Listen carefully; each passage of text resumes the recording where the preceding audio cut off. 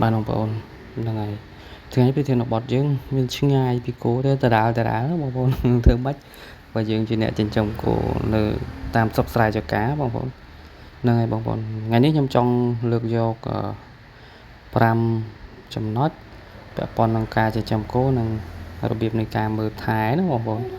របៀបនៃការមើលថែនិងការចិញ្ចឹមគោបែបស្រុកស្រែចម្ការ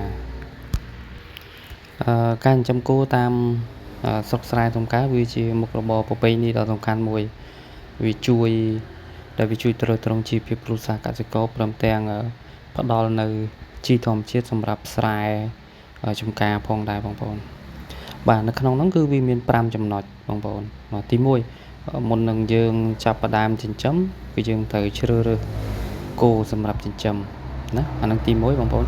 ហើយចំណែកទី2គឺការរៀបចំទ្រុងឬអាចនិយាយបានថាក្រោលមួយទៀតក៏បានដែរហើយចំណែកទី3នោះគឺជាការស៊ីចំណីនិងការផឹកទឹកអញ្ចឹងតែយើងគួរជ្រើសរើសយក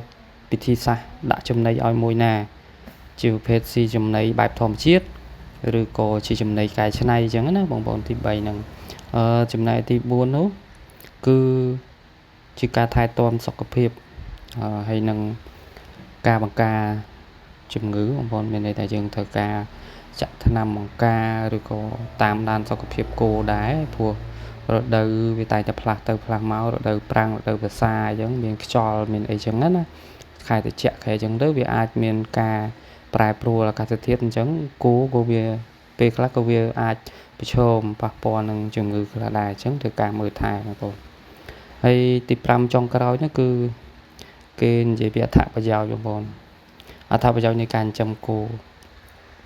អញ្ចឹងមានន័យថា5ហ្នឹងគឺចុងក្រោយសំខាន់ជាងគេអត្ថប្រយោជន៍នេះគឺនិយាយពីថាចំណូលគ្រួសារមានន័យថាវាជាចំណូលគ្រួសារឬក៏ជាប្រភពចំណូល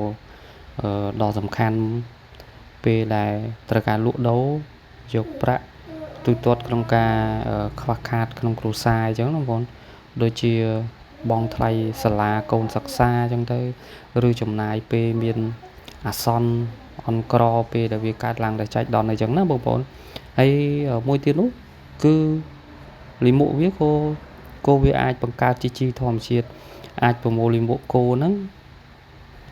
ធ្វើជាជីកំប៉ុស្តឬក៏ជីធម្មជាតិសម្រាប់ដាក់ដំណាំស្រូវនិងបន្លែបង្ការដោយមិនចាំបាច់ចំណាយប្រាក់ទិញជីគីមីបងប្អូនប៉ុន្តែជាទូទៅឥឡូវបងប្អូនកសិករយើងភាគច្រើនគាត់ប្រើជីគីមីអញ្ចឹងបើសិនជាយើងនៅតែនិយមប្រើយើងក៏អាចយកលិមួកគោហ្នឹងទៅប្រើក្នុងដីស្រែចម្ការយើងមានន័យថាវាកាត់បន្ថយនៃការទិញជីគីមីមួយចំនួនតិចដែរអញ្ចឹងណាបងប្អូនហើយអញ្ចឹងវាទី5នេះគឺវាមានសារៈសំខាន់ជាងគេបន្ទាប់ពីទី4ខាងលើដែលខ្ញុំរៀបរាប់មកមានន័យថា